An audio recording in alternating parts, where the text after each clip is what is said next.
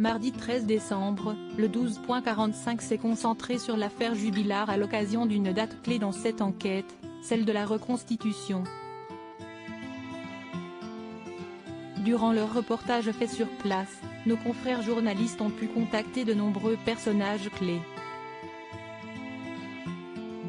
À l'instar de Séverine, l'ancienne compagne de Cédric Jubilard, avec qui l'artisan plaquiste a partagé quelques mois de sa vie.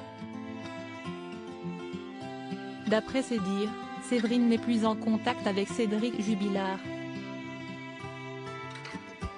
Désormais, cette dernière, précédemment liée à cette affaire, souhaiterait tirer un trait sur cette histoire.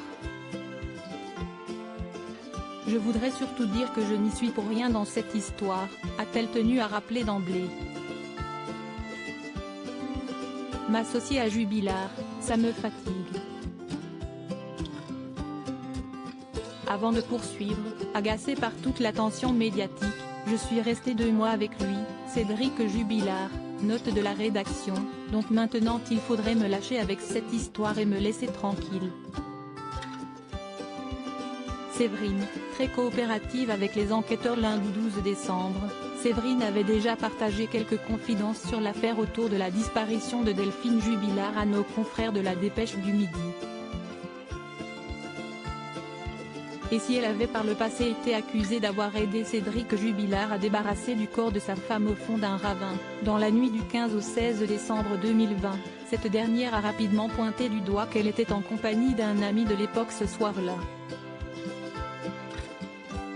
À cela, elle avait même dévoilé le fait qu'elle avait proposé aux enquêteurs de fouiller son véhicule afin d'être officiellement écartée de tout soupçon. De même, j'ai demandé à plusieurs reprises que l'on fouille ma voiture, une 307 centicoulons noire dont Cédric se servait, avait-elle ensuite souligné. Les enquêteurs m'ont répondu que ce n'était pas utile.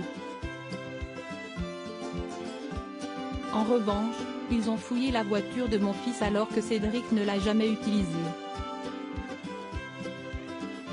Pour cause, son fils était un ami proche du principal suspect. Pour rappel, Cédric Jubilard demeure présumé innocent des faits qui lui sont reprochés par la justice jusqu'à l'annonce finale du verdict. Crédit photo, capture d'écran BFM TV.